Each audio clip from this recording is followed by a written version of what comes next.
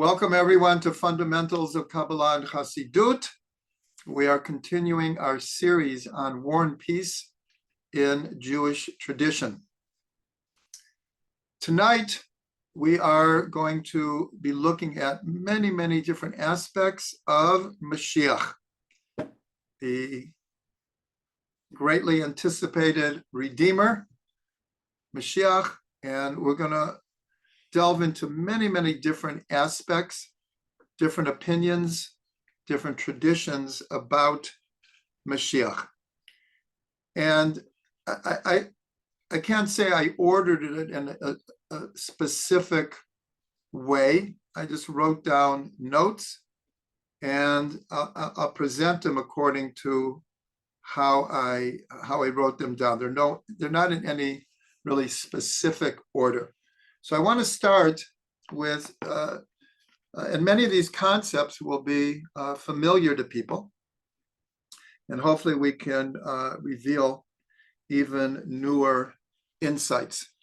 So we're going to start with a concept that is very important to when the Mashiach will come. And this is a verse from Yeshayahu, Isaiah. It's 62:22, chapter 62, verse 22. But I'm going to read a little bit before. I should mention that it's written in a number of places that after Moshe, the most important of the Nevi'im, of the prophets, was Isaiah. We can't even measure his how much he contributed to Jewish tradition, how many verses from Isaiah became part of the prayers, became part of concepts and ideas. And so here in this verse, I'm going to go back a little bit. And we should know that if you remember, when we learned from Rambam about the Mashiach, he said the whole concept of Mashiach, we don't have to even bring a lot of proofs because all of the Nevi'im spoke about a future Redeemer, that we use the term Mashiach. And so, especially the book of Isaiah has all kinds of warnings, all kinds of rebuke, but it is so full of promises of redemption for the future. And so many of them, like I said, are quoted frequently. So here,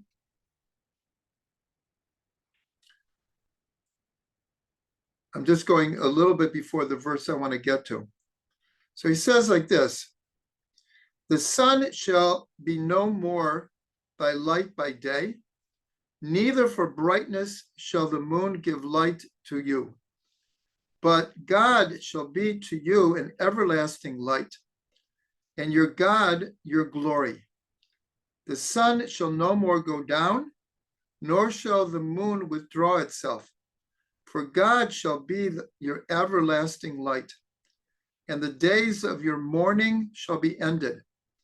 Your people also shall be all righteous. Now, what I'm reading right now is quoted in Pirkei Avot. Between all of the chapters, this verse that the next two verses that we're going to read. Your people also shall all be righteous. They shall inherit the land forever.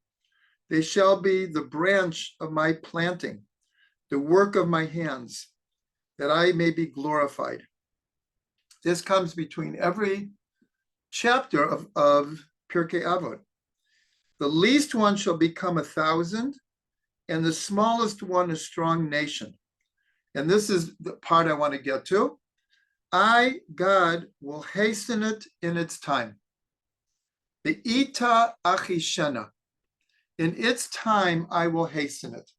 So the sages ask, this sounds contradictory. If it's in its time, how can it be hastened? And if it can be hastened, how can you say there's a time? So the sages answered very simply. If we merit, we can hasten the coming of Mashiach. And if not, there is a set time and it will happen, even if we don't merit it. So this is a very, very important concept that runs throughout all of Jewish history, this idea that if we would merit, then Mashiach would come. So the Gemara discusses, well, what do we have to do to hasten it? What will hasten it? So in two different Gemaras, in Sanhedrin 99b and Baba Batra 8a, they bring the same opinion that learning Torah hastens the redemption. The more Torah that is learned, the more the redemption will be brought closer. The Zohar says something similar, but a little different. It says about itself. It says, those who learn the secrets in the Zohar will help bring redemption with compassion. They add this idea of the redemption coming through compassion. As we learned already, this idea that there's predicted perhaps very, very traumatic wars before the coming of Mashiach. But as we learned, the general principle of all prophecy is none of the, we'll call it bad prophecies or negative predictions have to happen. All the good predictions and prophecies are guaranteed to happen. So the idea of these wars before Mashiach, it's only if certain forces are at play that we can avoid it. So the Zohar is saying, by learning the secrets of the Zohar, this can bring redemption with compassion, without necessarily all of the traumatic wars that are predicted. So this idea of Ita Achishena is a very, very important idea, and we will be returning to it as we go through different ideas of Mashiach. So this is very, very connected to a very, very fundamental debate that happened among the Jewish people just about 100 years ago at the beginning of the Zionist movement, where among the religious, there was really a split of opinion whether we should actively try to come back to Eretz Yisrael, or we should wait for God to just make it happen. That God would move things, and it would be clear to everyone that it was time to come back to Eretz Yisrael. In the 1920s, at the beginning of the Zionist movement, there was a lot of debate. And so, in a certain way, it's connected with this idea, how much should we do to try to hasten the final redemption? Because returning to Eretz Yisrael is one of the signs of the redemption. Now, among the non-religious, this wasn't such a big debate. It was a political movement to try to solve the terrible conditions that the Jews had been living in mostly Europe for many, many, many centuries. And so here was an attempt, a political attempt. But among the religious, it was also a debate about the religious ramifications of coming back to Eretz Yisrael without clear signs from, let's say, from heaven that this was the right time. So I'm just mentioning that this idea of Be'ita Achishena is a very, very important idea. As far as, well, so what is the time? What is the set time? Well, as Rambam said, and we learned, no one knows what God's set time is, other than God reveals that there is a set time. Probably the idea that's most quoted or people have in their consciousness is the year 6000. That there are many, many traditions that just like there are 6 days of creation and then Shabbat, the 7th day, and there's 6 days of working the land, and there's the Shemitah, that there's this idea that there'll be 6,000 years of history, which will culminate in the 7th millennium, which is the Messianic era. So this is the most common idea about a set time. And so it's interesting that one of the important sources of this is that in the first verse of the Torah, Bereshit bara Elokim et hashamayim v'et haaretz, in the beginning God created the heavens and the earth. In that verse, there are 6 alephs, 6 letters aleph.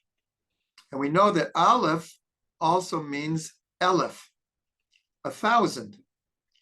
And so the sages pointed out that the 6 alephs in the first verse is like it's engraved into we'll call it the hard drive of history, that there will be 6,000 years of history as we know it, and then will come the 7,000th year. Again, many of these ideas we will be returning to in greater depth. So one of the ideas that we already mentioned last week when we went through the Rambam and his understanding of Mashiach was that in his 13 principles of faith, the 12th one is the belief in the coming of Mashiach. And even if it takes a long time, still we will wait for it. We will wait for it. And so we see that way before the Rambam, and this is certainly one of the reasons that he included in the principles of faith, when the Anshe Knesset Gedola established the prayer called the Amida, the standing prayer. Sometimes we call it the silent prayer. And there were 18 blessings, and then a 19th one was added. But one of them is, well, actually, I'll mention 2. Now, the Anshe Knesset Gedola is 2,300 years ago when this prayer was established. And so Rambam comes around 1,300 years after the Anshe Knesset Gedola. And so the 2 blessings in the Shmona Esrei, the Amida, the first one is V'Yerushalayim Ircha Barachamim Tashuv, and Jerusalem, your city, please return with compassion, V'Tishkom B'tocha Kasher Dibarta, and dwell in it as you promised, as you said you would. Uvenei ota b'karov b'yameinu, and build it quickly in our days, binyan olam, an everlasting building, an everlasting holy city. Now, obviously, this is including the holy temple. The Kisei David Avdecha Meheru L'Tocha Tochin, and the throne of David, your servant, quickly may it be established. And then we say, Baruch atah Hashem, blessed are you, God, who builds Jerusalem. So here we see already this idea of incorporating 3 times a day, not only the rebuilding Yerushalayim, but that the throne of David should be established. Now, of course, we call Mashiach ben David. And as the Rambam taught us, that Mashiach will come from David. So here already we see, we'll call it a principle of faith, that God promised us that he would dwell again in Yerushalayim. And so we are, in a sense, reminding him and praying that it should be manifest. And then the next one is more specifically about a redeemer. It doesn't use the word Mashiach, but it's about a redeemer. Here it says, Et Tzemach David Avdecha Mehera Tatzmiach. And the shoot of David, your servant, quickly let it sprout. V'karno tarum Yeshuatecha. And his horn, that it should be raised up in your salvation. Because in your salvation we hope all the day, umatzpim liyeshua, and we look forward, we anticipate your redemption.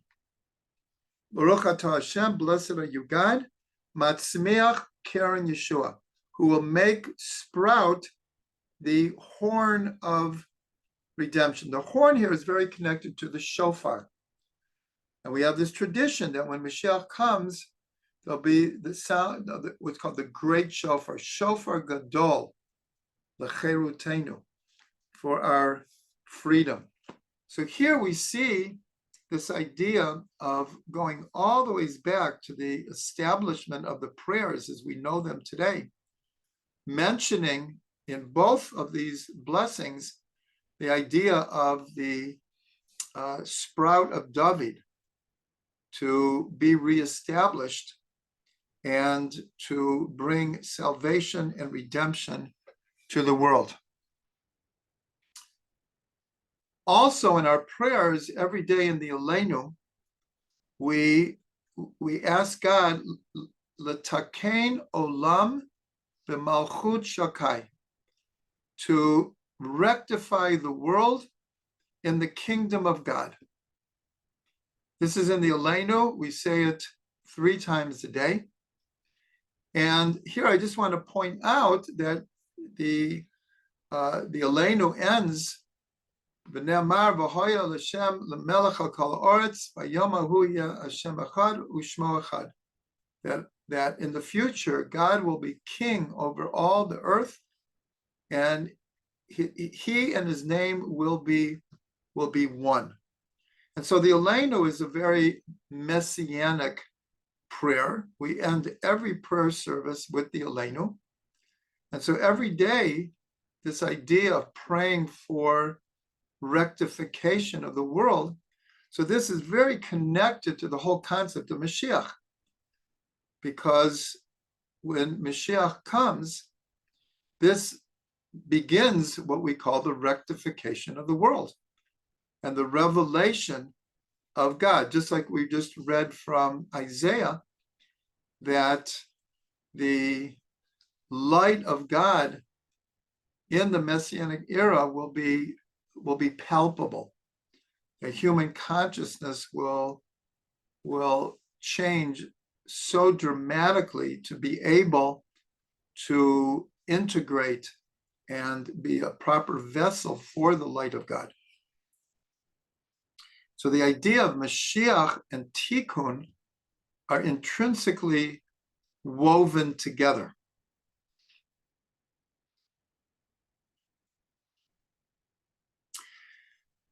Okay, then there is another tradition that this is brought in Masechet Sota, that it speaks about different things that will happen before Mashiach comes. I'm only going to mention one now. There's a whole string of not positive events that will occur. And in general, it's just describing what's called the Yerida Hadorot, the descent of the generations.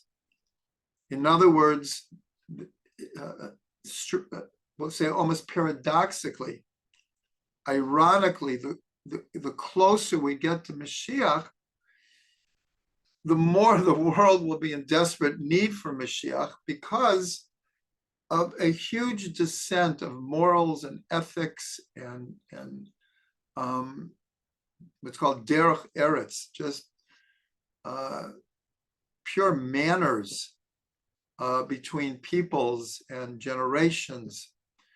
And there it mentions that Mashiach will come either to a generation that's kulo zakai or kulo chayav, either to a generation that is all meritorious or all what's the right word here? All not deserving, put it that way. People who are not deserving of redemption. So here we'll ask, whoa, how does that work? And this is very connected to what we began with, Be'ita achishena. In other words, if it's a generation that merits the Mashiach, then we could, not only will it happen in its time, but we could bring it sooner. And if it's a generation that's all chayav, in other words, it's all, I don't know, use the word guilty, but it's just not on the level, then Mashiach could also come. So we'd ask, well, why would Mashiach come when no one deserves it?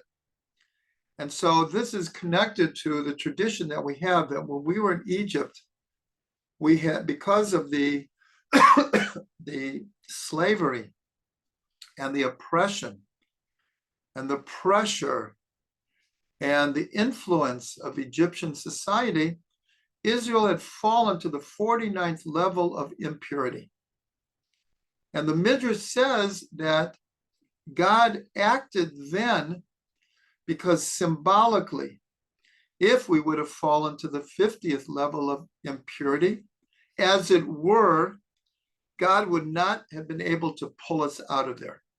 Now, obviously, God can do anything, but just metaphorically, that if we fall too far, we can't be redeemed. So when we reached the 49th level, there was only one more level to go, the 50th level. God pulled us out of there. So this idea here is the same thing, that would it be that we merited Mashiach coming and merited to bring it even sooner? But even if we have no merits, God has promised there will be a redemption, be'ita, in its time, if we deserve it or don't deserve it. So going along with this,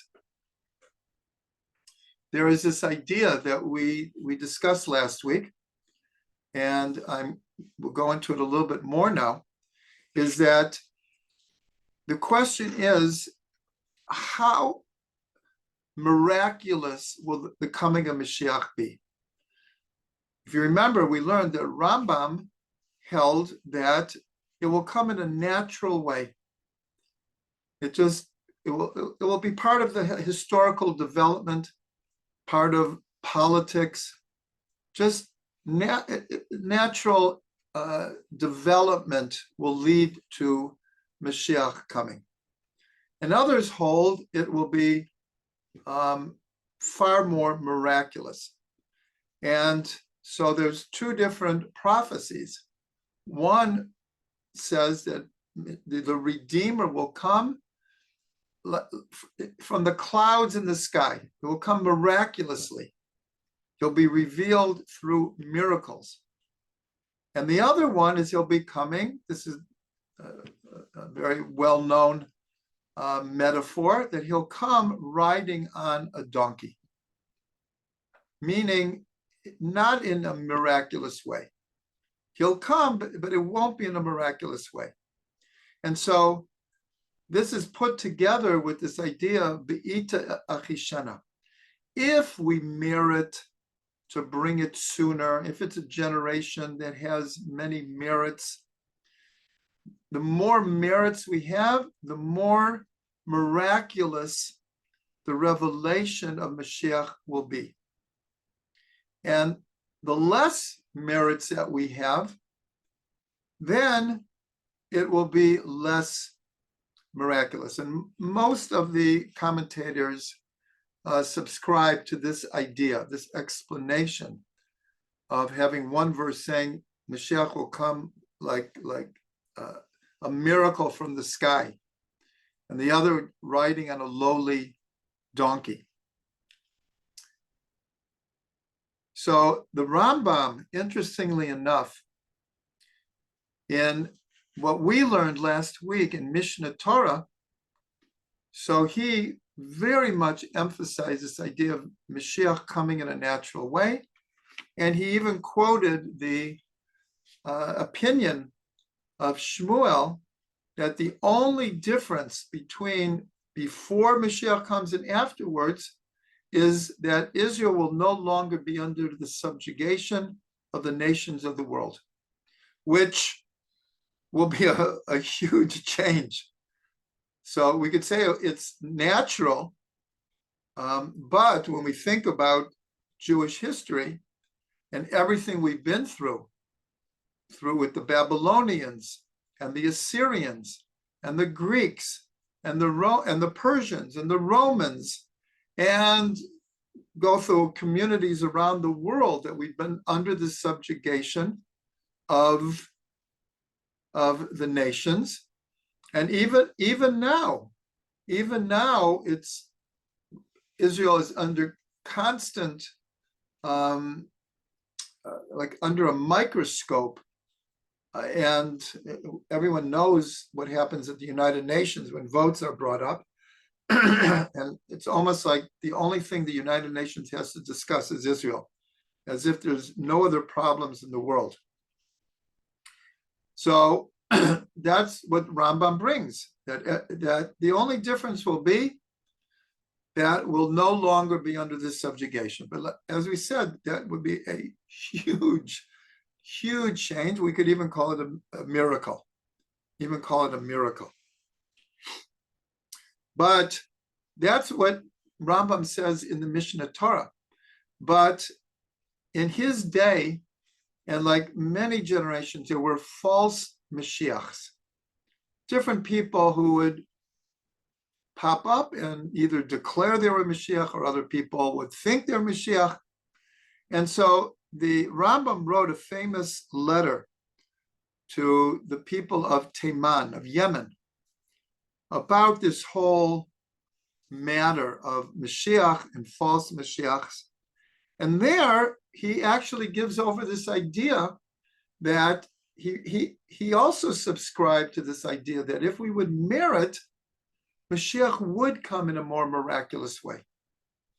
And if you remember at the end of our learning of Rambam, when he describes what it will be like in the Messianic era, so we see that it almost seemed like a contradiction because it didn't seem natural at all.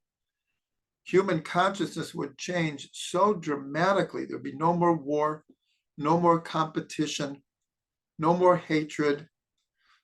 Delicacies would be just everywhere. And he said that the only occupation in the entire world, not just among the Jewish people, would be to know God, and that the knowledge of God would cover the earth like the waters cover the sea. That's how he ends. So we see that doesn't sound very natural. That sounds like very miraculous. So in his letter to Teiman, he brings this other idea that it is possible that it will be more miraculous. Then comes the idea, very connected to all of this, a very, very big debate between Rabbi Eliezer and Rabbi Yeshua on the importance of tshuva in bringing Mashiach. Rabbi Eliezer says explicitly, we will only merit redemption if we do tshuva. If we don't do tshuva, we will not be redeemed. Rabbi Yeshua was more of the ideas, be'ita. Even if we don't necessarily do tshuva, there is a set time.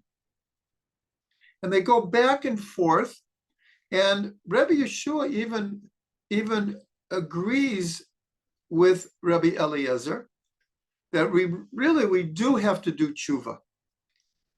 But he says that if we don't do it ourselves, he says God will bring a tyrant, an enemy like Haman, that will force us to do tshuva.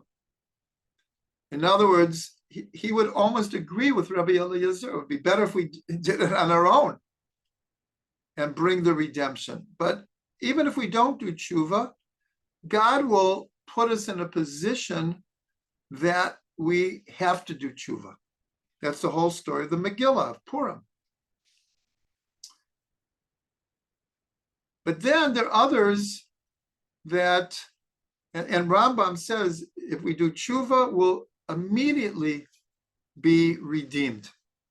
And we also have the opinion that many, many people have heard, and there's two different opinions. One says if all of Israel would keep 2 successive Shabbats, we would be redeemed.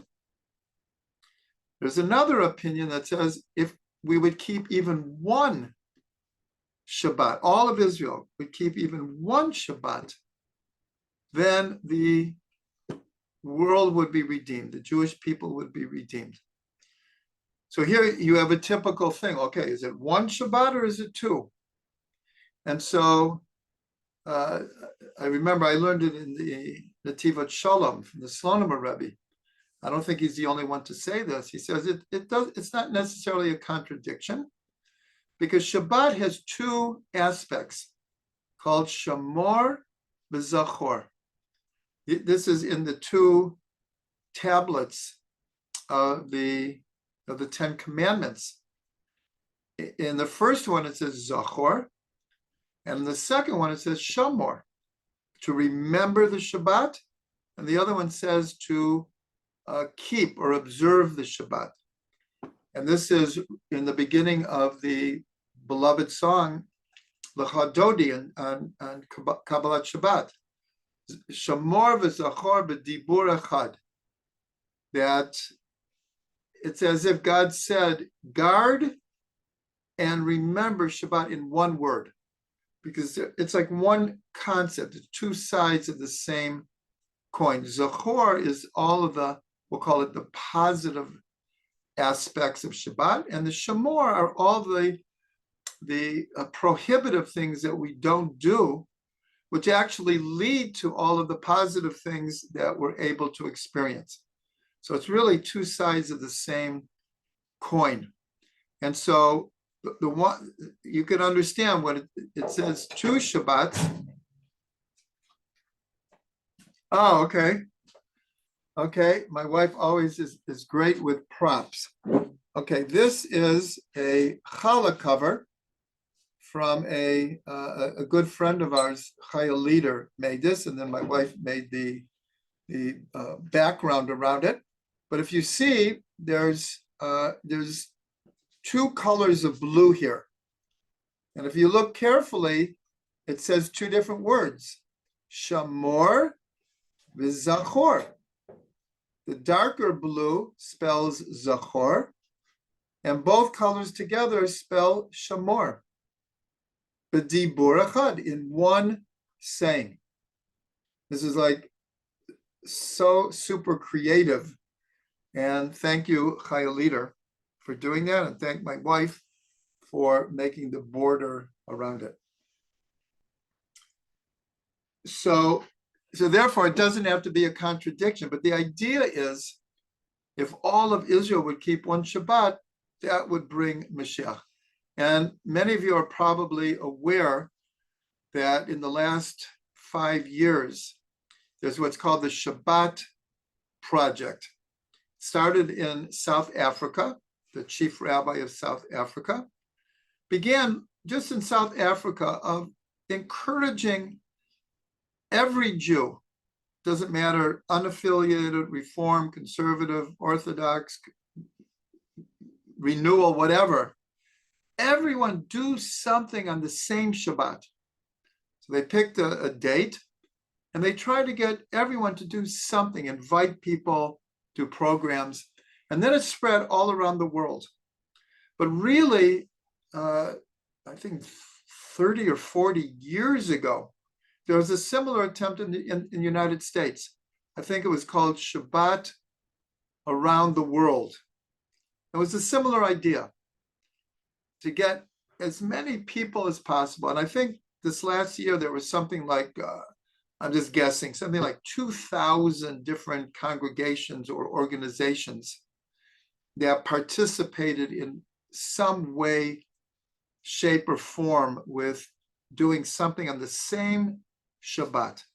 And the idea behind it, of course, the idea is just to get people involved in Shabbat, but on a very deep, call it even a spiritual, mystical level, this idea that this could actually bring the redemption that much closer.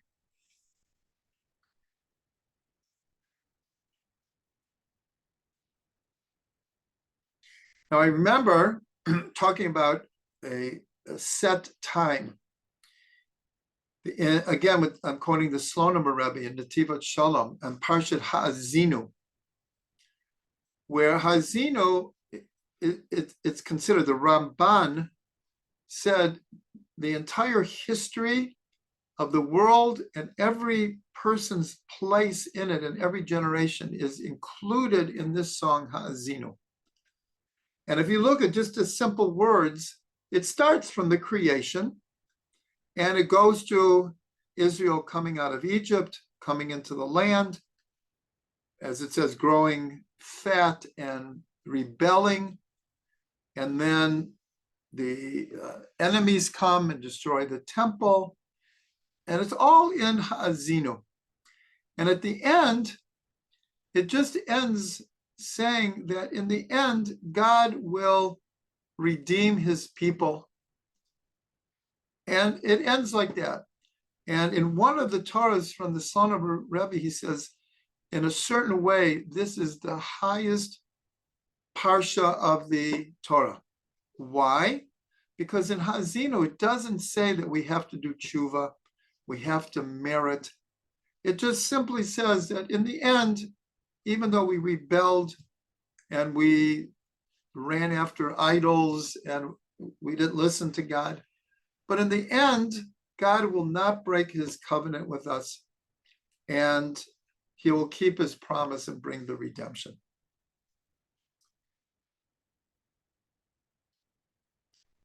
Okay, so now I'm going to mention a number of things that we've mentioned before many times, but since we're concentrating all of our learning tonight about Mashiach, so one of the most important teachings of the Baal Shem Tov was that we all have a spark of Mashiach, a messianic spark. And right before the Torah was given, so God said that you'll be a goy kadosh, a holy nation, and an am kohanim, and a nation of priests, of kohanim. Well, we know we're not all kohanim. Relatively very few are kohanim. So what does it mean? You'll be a nation of kohanim. So the idea is that just like the kohanim were the servants of God, they were the They did the service in the temple. They represented of all of Israel. It's actually in this week's Torah portion when the high priest had on his two shoulders 2 stones that had the names of all the tribes. And then he wore a breastplate that had the names of all of the tribes on 12 stones. The Kohen Gadol was carrying all of Israel on his shoulders, quite literally. This metaphor of carrying the world on our shoulders is very connected to the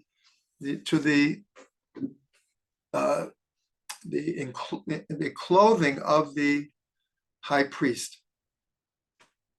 And so this idea from the Baal Shem Tov that we all have a spark of Mashiach is the idea of being a nation of Kohanim is a leader nation, the spiritual leaders of the world. And that's why Isaiah, in 2 words, gave us our national mission, or Goyim, a light unto the nations. And so that is the spark that the Baal Shem Tov was talking about, that each Jew has a spark that is a leadership spark. And so this is connected to really one of my favorite teachings from Rav Ginsburg, where he teaches that when enough people have activated, elevated, purified, manifest their specific spark of Mashiach, meaning their potential and their light in the world, it will create a critical mass of spiritual energy, which will draw the soul of Mashiach into the world. So this is a very, very important idea, because we all can contribute. We all can contribute. And in truth, every human being, especially those who subscribe to the Sheva Mitzvah B'nai Noach, meaning they believe in God, they don't believe in any other force other than God, they're moral and ethical and good people, they also have a light to share. And so, again, when enough people can activate this goodness, if you remember, the first time the word good is mentioned in the Torah is connected with light. God created light, and it said, and God saw the light that it was good. So this idea, again, of us being able to merit and to hasten the coming of Mashiach. So this, of course, was a major teaching of the Baal Shem Tov, and the whole Hasidic movement, in a certain way, is messianic in its very nature. And if we even go back a little bit earlier, the Baal Shem Tov was born in 1698, and he died in 1760. But in the middle 1500s, so the Arizal and the Kabbalists of Tzfat, the Arizal said very, very clearly that there was a huge change happening in Jewish history, and the beginning of the historical development that would bring Mashiach was starting in motion. And we know that the Baal Shem Tov, he was able to take the teachings of the Arizal and we'll call it reformulate, to create a new language that would be much more accessible. The language of the Arizal was highly complex and Kabbalistic, and there was really, he made no attempt to reach the masses, put it that way. But the Baal Shem Tov wanted to reach the masses. So he took these very deep concepts and he reframed them in a new language that could be understandable. And this is the basis of the Hasidic movement. It's known that especially the last approximately 10 years of the Lubavitcher Rebbe's life, he was promoting very, very, very much that people should be conscious and aware of our ability and responsibility to try to hasten the coming of Mashiach. And so one of his last teachings about this was a very well-known teaching on the 28th of Nisan. This was not that long before he had his series of strokes that ended up ending his life. But he taught when he said to a shocked audience, when he said, "I've done everything I can to bring Mashiach. Now the responsibility is in your hands." So you can imagine the earthquake that caused within Chabad. But then as part of that whole teaching, he said, what I can tell you is that almost like the main ingredient, the main way to bring Mashiach is to take orot de tohu bekelim de tikkun. The lights of tohu, the previous world, the world that the lights were so strong and pure and holy that the initial vessels of that world, the world of tohu, could not contain them, and they shattered. That's what's called shvirat hakelim, the breaking of the vessels. And that this world is called olam hatikun, the world of rectification. And so the Lubavitcher Rebbe taught in the world of tohu, the lights were tremendous, and the vessels were few, and use the word immature. They couldn't hold the light. This world, the lights are relatively very few, and the vessels are everywhere because it's a material, physical world. So he said that the secret of bringing Mashiach is that we have to take this incredible light, this awesome transcendental light of tohu, and create vessels that can hold it.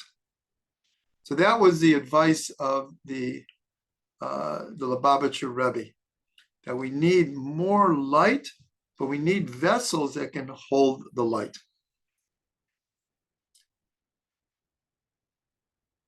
So speaking of this, we have, again, a teaching that many people have heard. This is a good place to mention it. Excuse me.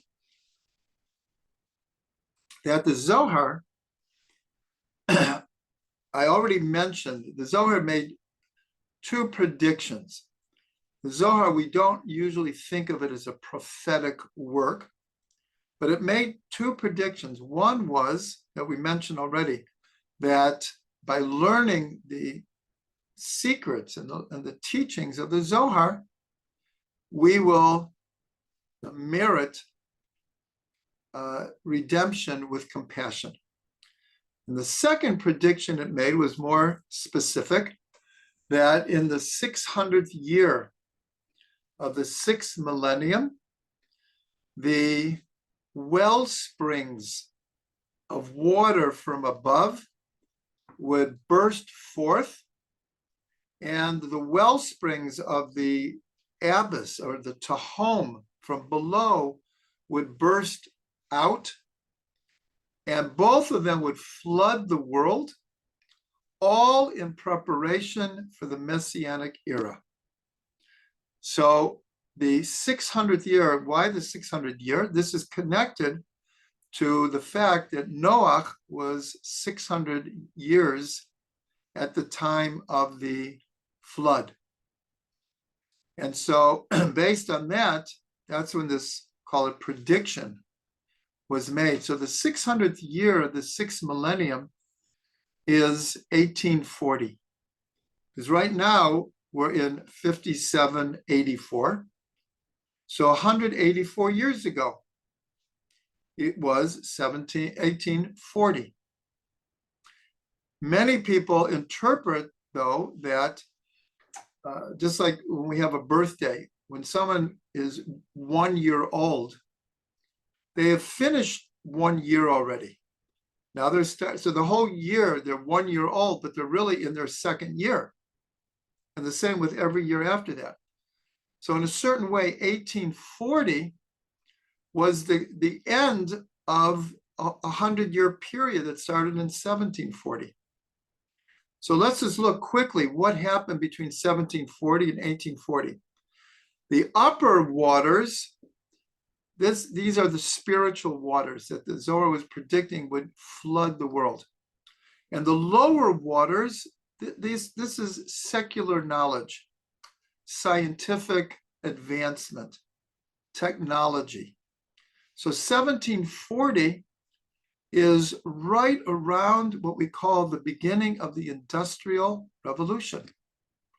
The steam engine was an incredible revelation.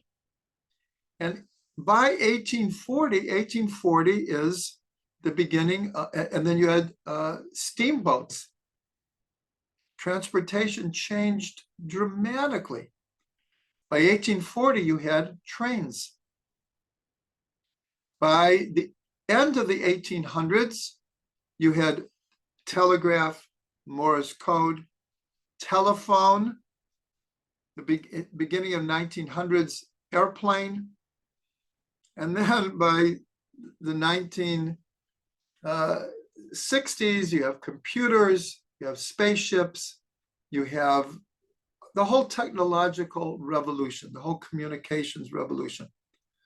In a relatively short a period of time, the world was flooded and is continuing to be flooded by science and technological advances. What about the spiritual water from above?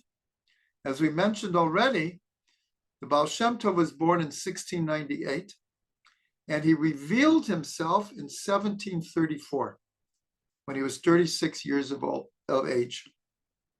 That's right before 1740.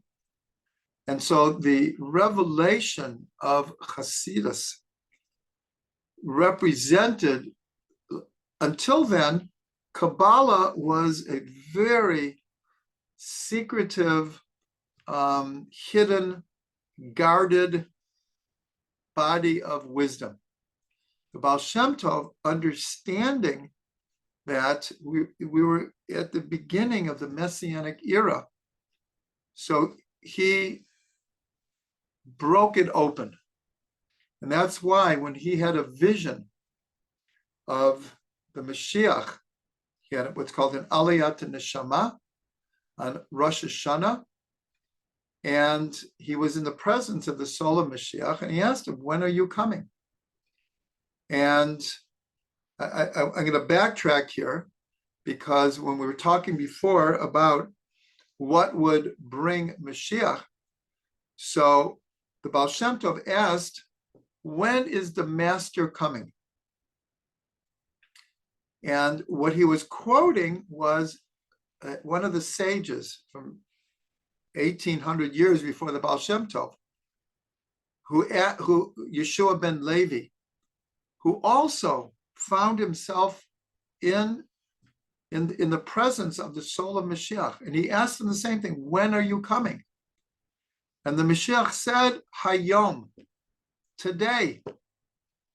So Yeshua ben Levi was like, oh my gosh, Mashiach is coming. And so he was like besides himself all day in anticipation. By the end of the day, nothing had happened. Yeshua ben Levi was at a very, very high level. So right after that, he had a revelation of Elijah the prophet, Eliyahu Navi. And he said, why didn't the Mashiach tell me the truth? He said he was coming today, and he didn't come. So Eliyahu Navi said to him, you didn't understand. He was quoting a verse that says, Hayom im b'kolo tishma'u. Today, if you meaning all of Israel, would listen to his voice. And actually, we say these words, the first psalm that we sing in Kabbalah Shabbat every Friday night. Hayom im b'kolo tishma'u. Today, if you listen to his voice, that would bring Mashiach.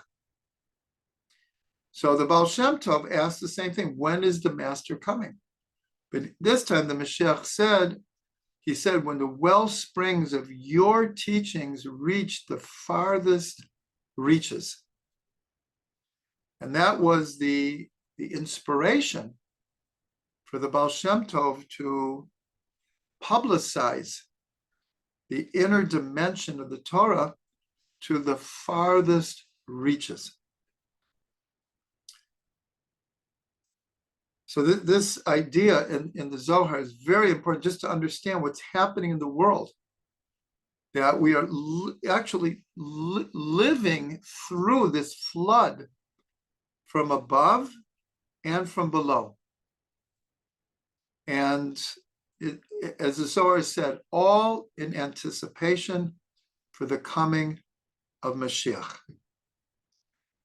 So this is a good place to end this class.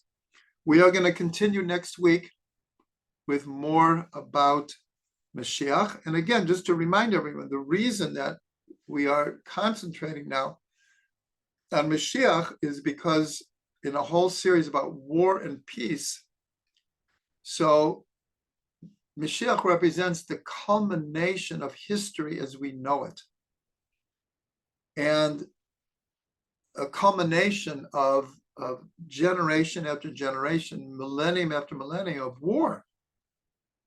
And the coming of Mashiach represents a new state of consciousness where peace will take over. And that's why, again, Isaiah, the great prophet, said that we will beat our swords into plowshares, and we will no longer learn about war. We'll no longer practice war. So in a series about war and peace in Jewish tradition, discussing Mashiach is really the natural place where all of our learning is going toward, because it is the culmination.